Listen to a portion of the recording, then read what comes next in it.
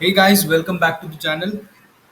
It's been a long time. I think 4-5 days हो गए video बनाया नहीं था तो बहुत सारी कंपनीज के रिजल्ट्स आ रहे हैं कुछ कुछ इंटरेस्टिंग कंपनीज जो है वो मुझे यहाँ पे दिख रही है तो one of them is this S G Finserv ये कंपनी जो है ये अपोलो एपीएल अपोलो ग्रुप की कंपनी है and this company was initially associated with APL Apollo Group as a type 1 NBFC. I will explain you that type 1 NBFC और इसका काम as an investment kind of company थी holding company kind of company थी तो they started their business and इसका देखोगे तो इसका परफॉर्मेंस अच्छा रहा है बट रिसेंट ईयर्स में मतलब का recent year in the sense last year और पिछले कुछ क्वार्टर्स में अगर आप देखोगे तो यहाँ पे consistently their asset under management was decreasing तो it was decrease from around I think 1800 crore का जो एएम करती थी कंपनी वो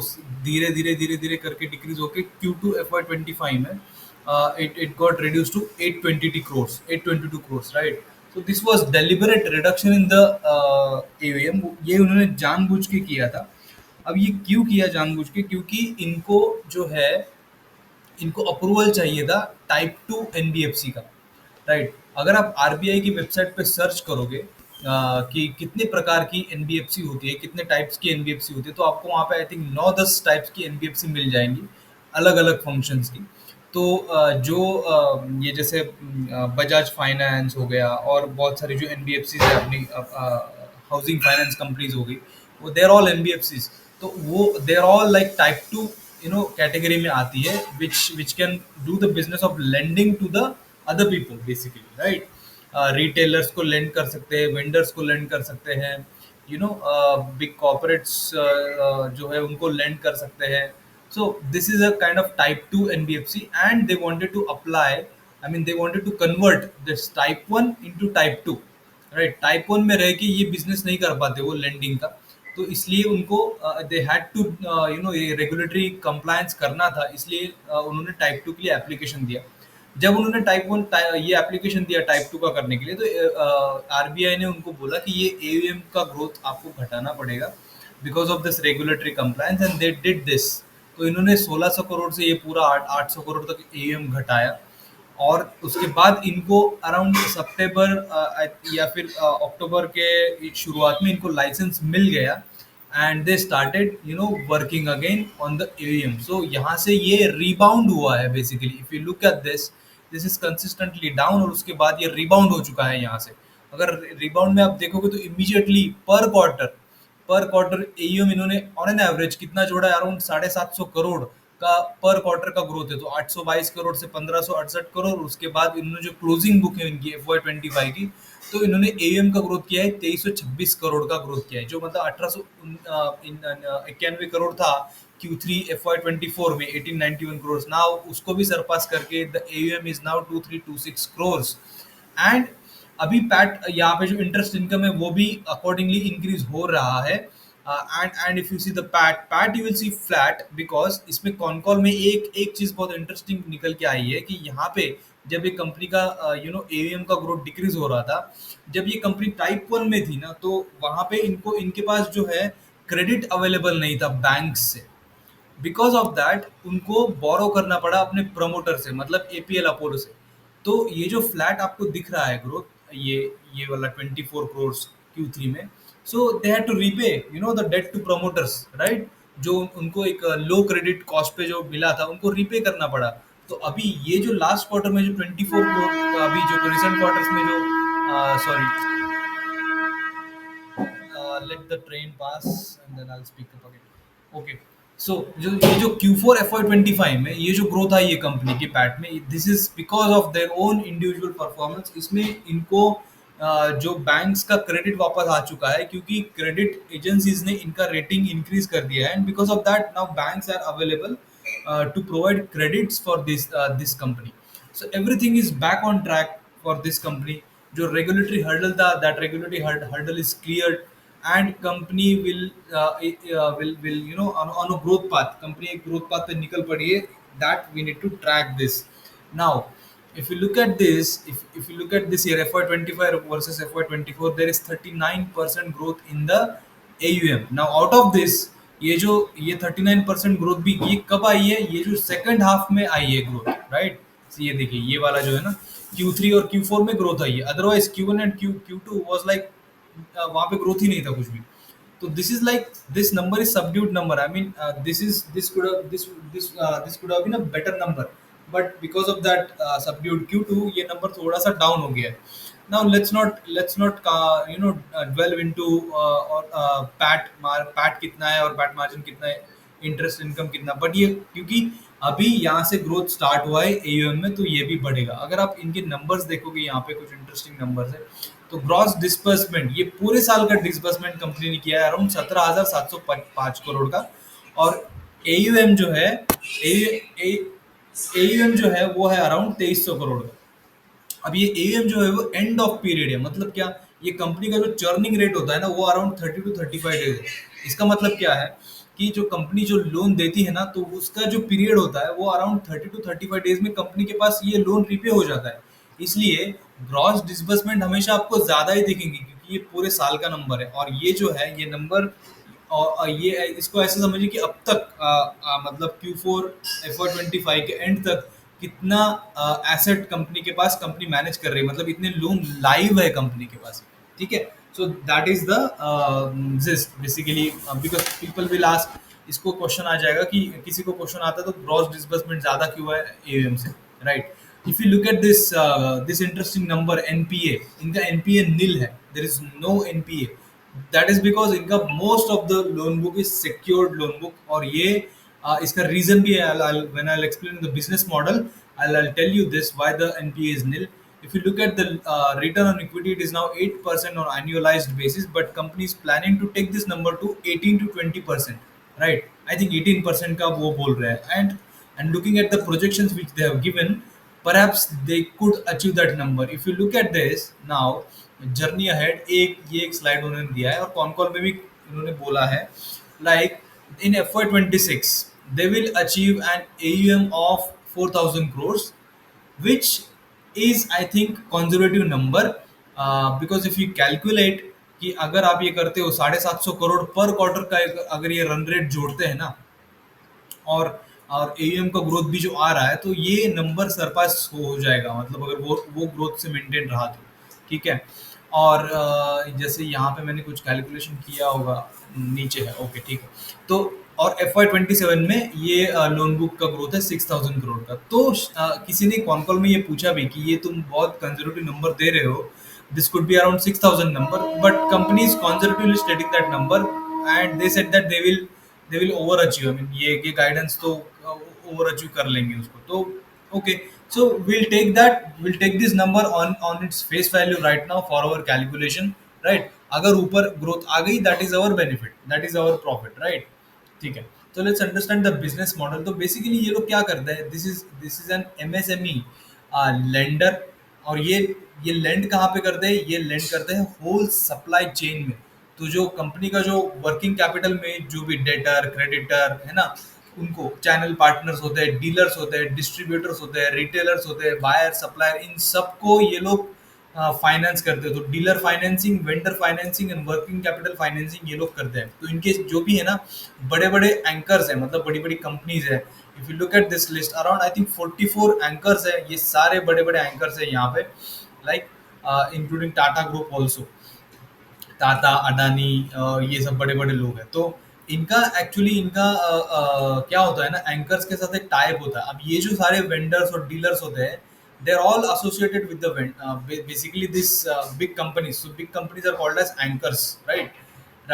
now अगर किसी डीलर ने, राइट, अगर किसी डीलर ने इन्होंने किसी डीलर को लोन दिया है, राइट, और अगर उसने लोन डिफॉल्ट किया, उसने पे नहीं किया एसडी फिनसर को, तो एग्रीमेंट इनका एंकर के साथ ऐसे हुआ होता है कि अगर वो डीलर लोन पे नहीं करेगा तो Anchor will stop supply to the dealers, right.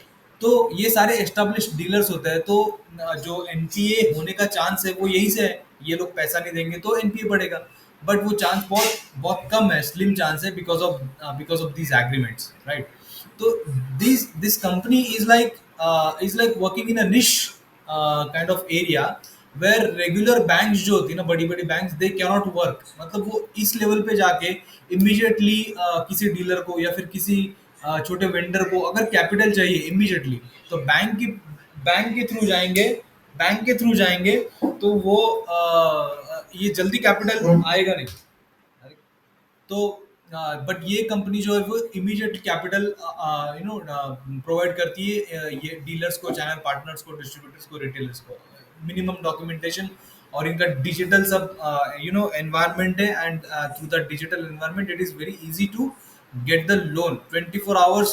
These guys work according to them. I think there are a team of 55 people for managing this show, right? तो दिस इज agility यहाँ पे है, speed यहाँ पे है, right? और इनके पास sufficient tier financing, 2 tier 3 tier financing यहाँ पे है, इसलिए these are better in supply chain financing than the regular banks. और ये पैसे कैसे कमाते, वही जो ये लोग लोन देंगे उस पर इंटरेस्ट इनकम कमाएंगे और फीस पे कमाएंगे और अदर इनकम जो भी थोड़ा बहुत होगा, right? So this is all about their business model. Business model is unique. It's a solid business model. Now these are all growth drivers जो मैंने आपको बताया। क्रेडिट एजेंसी ने रेटिंग बढ़ा दिया है। डेट जो है अभी इनके पास बैंक्स है, अराउंड 14 बैंक्स इनके इनके पास जुड़ चुके हैं, और इसलिए from 14 banks they have the credit available to lend, right? So इनके पास जो बड़े बड़े एंकर्स भी है, अराउंड 44 एंकर्स है, और उनके साथ इनका मेमोरेंडम ऑफ अंडरस्टैंडिंग भी साइन हो चुका है फॉर द एमएसएमई सप्लाई। अभी एक एक एडवांटेज, एक एज क्या निकल के आ रहा है ना, इनके पास एक जो भी डेटा है सारे वेंडर्स का, सारे डीलर्स का, सारे छोटे छोटे डेटर्स एंड क्रेडिटर्स का, that data is very useful. They can monetize this data also, because this data records कि किसको कब लोन लगा, किसने कितना लोन चुकाया, कितने पीरियड में चुकाया, कौन सा वेंडर डिफॉल्ट करता है, कौन सा नहीं करता है ना, वो सब डेटा। और इससे ना कंपनी के पास ये भी डेटा आ जाएगा कि मार्केट में सप्लाई कब होता है, मार्केट में डिमांड कब होती है। वो सब भी डेटा यहाँ से कंपनी के पास इस टूल से आ जाएगा, and they can very well monetize this data also in the future. So this is important. Average churning days I spoke about, that is 30 days में इनका कैपिटल, मतलब जो लोन है वो वापस आ जाता है। That is good thing, because ये वर्किंग कैपिटल लोन है, तो इसमें ज्यादा टाइम नहीं लगता, अनलेस किसी कंपनी का वर्किंग कैपिटल बहुत ही ज्यादा है, मतलब 200-300 दिन का working capital, right? 80, more than 80% loan is secured. I told you about that. The stop supply agreement I already told you कि एंकर के साथ इनका stop supply agreement है if someone defaults the loan. All right. So let's do some valuation calculations here. If you look at this, FY25 में अभी इन्होंने AUM का growth, AUM कितना है 2300 करोड़, एंड FY26 में जैसे उन्होंने बोला कि 4000 करोड़ दिया है, but they will Sarpass it, and FY26 में 6000 crore.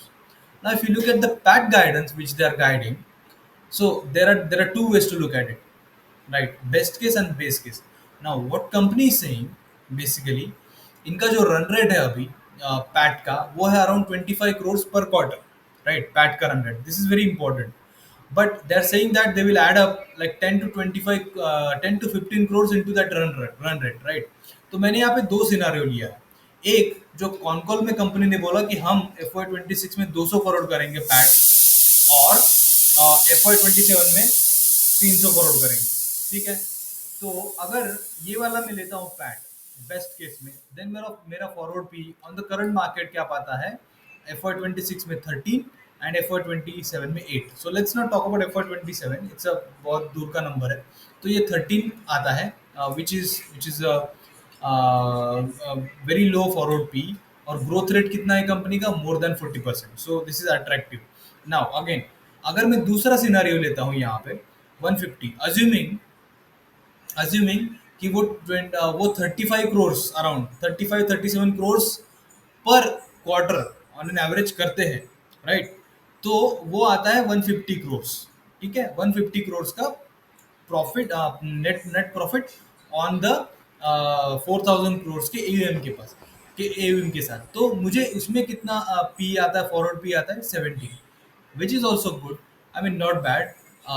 With a growth rate of more than 40% or forward P of 17%, this is a kind of valuations are not I mean, they're cheap, they're not overvalued basically, right?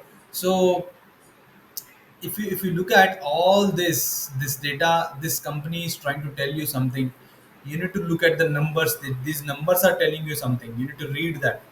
And uh, and and this figure is like this, ये जो आए ना results, these are these are very interesting results. They're telling the story that this company is in a rebound mode, and if they continue the growth like this, और अभी I think bull market का तो I think मुझे लगता है start हो गया है रैली.